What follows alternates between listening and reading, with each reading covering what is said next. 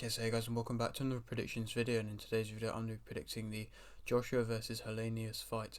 If you are new around here though and you haven't subscribed, please do so. Like the video if you like the video, and let's get straight into it. So, going into this fight, Joshua is 25-3 with 22 KOs, and Helenius is 32-4 with 21 KOs. This fight is a 12-round fight in the heavyweight division.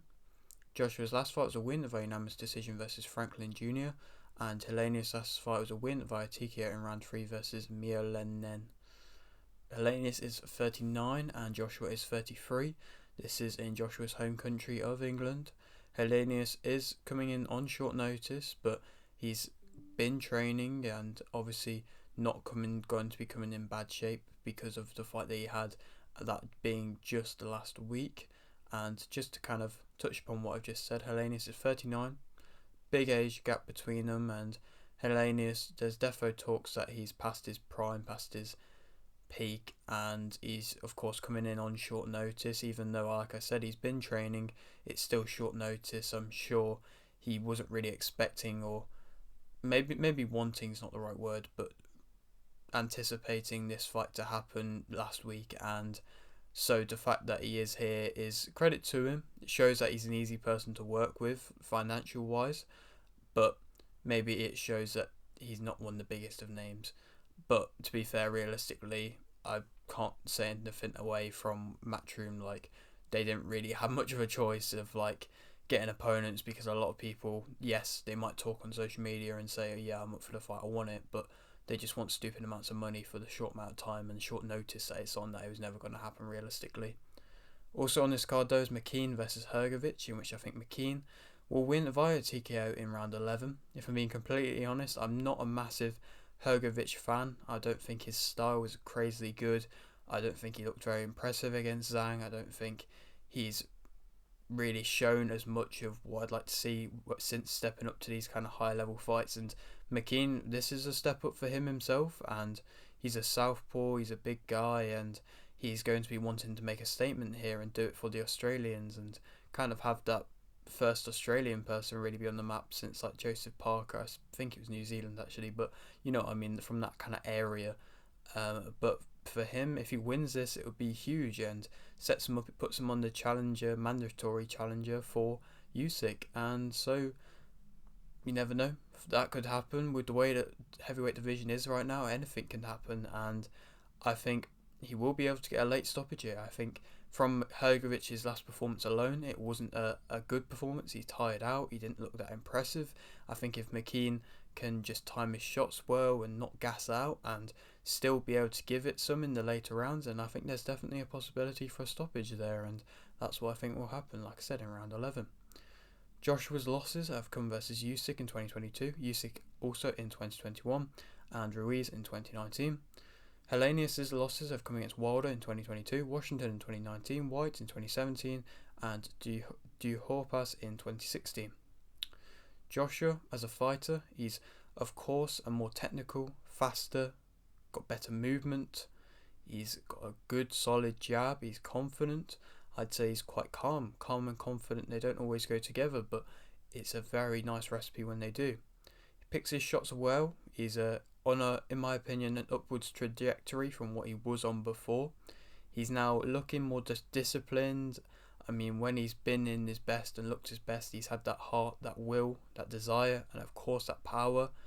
And I think for Joshua at the moment, this fight is a fight where he's really going to have to show something and really going to have to prove why he is that top level fighter and why he deserves to be fighting Wilder and not just be seen as some huge underdog against him, as I think he could technically outbox Helenius with ease and just win that way. But I feel like there's definitely something which, a switch that he could turn, and a switch that he's maybe not turned in a little while, but I still think's there and still waiting to come out. And if he does, then I think he could definitely find success, set things up off his jab like he always used to do, and still did against Franklin, just didn't really throw it with as much spite and didn't really follow up on it as much as he could have done. And that's just what he's going to have to do, I think. Like I said, I think he's on this upward trajectory, and if he can keep improving and keep benefiting from the work he's doing with Derek James, then I don't see why he can't just go and batter Helenius here and get a really great stoppage. But there's also things like this possible lack of spite, this possible past his prime, and there's a few things like, I mean, of course he's got all the pressure on him. I know he's used to that, but maybe he's not been able to deal with it quite as well as what he's been able to deal with it prior to the losses. He can be outboxed. I don't think that's really going to be a problem against Helenius, if I'm being honest. He may be overlooking. I don't think that's a good thing that he could do. I know he said he won't be and isn't going to be, but he definitely thinks that. I definitely think that that is something which he could be doing. He's got lots of changes going on. Of course, his trainer, he seems like he's sticking with Derek James now, and it's nice to see him finally kind of settling down and picking who he wants to be with. But I think even if he loses, maybe against Helenius, I don't know, but if he loses against Wilder, I still think he should stick with Derek James, unless he does retire, of course. He can be a bit too safe at times. He has to definitely put on a show here. He can't really impose his size as much as what he can do against certain opponents. I feel like against these smaller opponents like Usyk, against even Franklin, to be completely honest, he could have opposed his size a bit more, and he does that sometimes he doesn't, but he doesn't really have a choice here against Helenius, because Helenius is that bigger kind of build, and it makes it a little bit more difficult, and he can get frustrated a little bit at times when things don't really work out for him, Joshua, but I don't think that's really going to be something which Helenius is going to be able to, that's a switch that Helenius is going to be able to flick, to be completely honest. But let's speak about Helenius. Of course, he's been that more active fighter, coming off that week fight notice, and it's nice to see him back in the ring, getting a win, and now he's going to be fighting here. Big fight, huge fight for him. If he wins it, never really know where he goes on to, but it's nice to see him being active.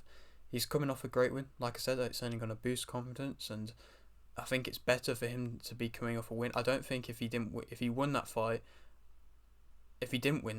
I mean, he probably wouldn't be coming into this fight. I don't think he would get this choice for this fight, because you can't really go from a round 1 KO loss to Wilder in that devastating fashion that it was, to then go in to fight Joshua. I think this win, even though it was against somebody which maybe nobody's really heard of, it was still a vital and necessary win to get him to where he is now. He's got nothing to lose, and that can make for any kind of fighter to be a dangerous fighter. He's an awkward type fighter. Like I said, it can make it difficult for Joshua. He's of course got his own powerfulness. Is that a word? He's powerful in his own right. He's faced adversity as well and been able to come back, and he has that option and possibility to impose his own size, and that could maybe be something that Usyk hasn't really experienced in a little while, and could play on him a little bit, as like I said, he's not really had that problem as of recent. Of course, he's slower. He's most definitely past his peak. His chin's definitely been tested. 3 out of the 4 defeats been quite devastating knockouts, and that's what everybody is wanting Joshua to get that huge KO here.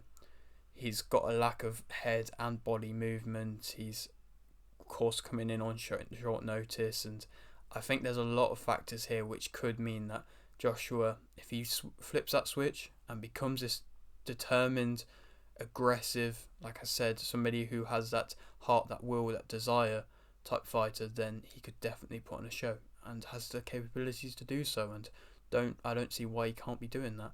Of course, he's the clear favourite for this fight, and I think that Joshua will win via TKO in round 7. I think it could take a possible few rounds just to kind of ease his way into the fight, and then I really want to see that switch flick. And I think when he knows that against Franklin was never really stopping coming forwards, and he was a bit of a tricky type fight. Like, he was going to offer out more than what I think Helenius is going to do.